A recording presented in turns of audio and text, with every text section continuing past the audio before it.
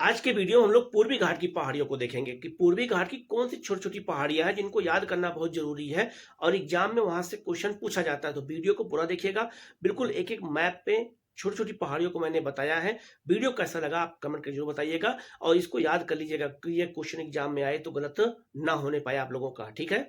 अगर हम पूर्वी घाट पहाड़ियों की बात करते हैं तो पूर्वी घाट पहाड़ियां दिखेगा तो ये पश्चिमी घाट और आपका ये पूर्वी घाट ये याद रखिएगा दोनों आपका नीलगिरी के पास आपस में मिलते हैं।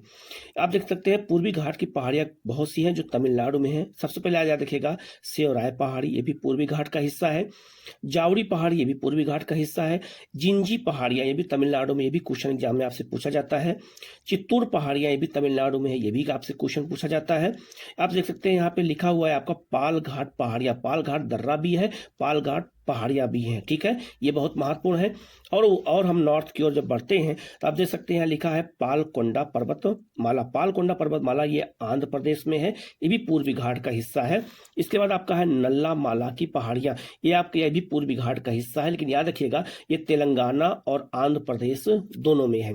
इसके बाद याद रखिएगा विजयवाड़ा, विजयवाड़ा की पहाड़ी आपका ये आंध्र प्रदेश में है, ये भी बहुत महत्वपूर्ण है। इसके बाद में और अगर हम नॉर्थ की ओर बढ़ते हैं तो यहाँ बेलाडीला की पहाड़ी याद रखिएगा, बेलाडीला की पहाड़ी लोहे के लिए बहुत प्रसिद्ध है। ठीक है, और हम अगर उड़ीसा की ओर बढ़ते हैं पूर्वी घाट में तो आप देख सकते हैं नयागढ़ पहाड़ी, कनक पहाड़ियां और खोदामल पहाड़ियां, ये तीनों बहुत महत्वपूर्ण है। याद रखिएगा ये तीनों जो है आप कहाँ पर है, उड़ीसा में है।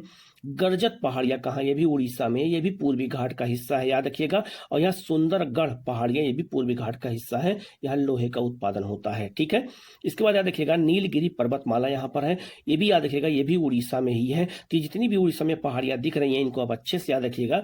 इन सब में लोहे का उत्पादन होता है, इन सब में जो है कोयले का उत्पादन होता है।